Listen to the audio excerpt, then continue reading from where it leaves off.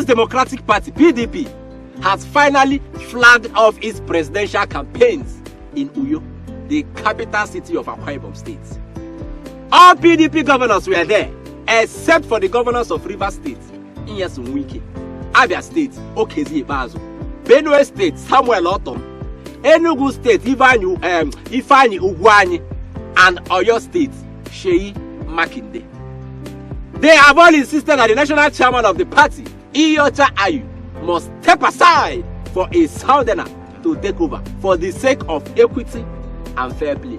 Since the presidential candidate of the party is from the north, and they don't want to have a northern candidate and a northern chairman. This is the only issue holding down the unity of the PDP. Ayu has refused to step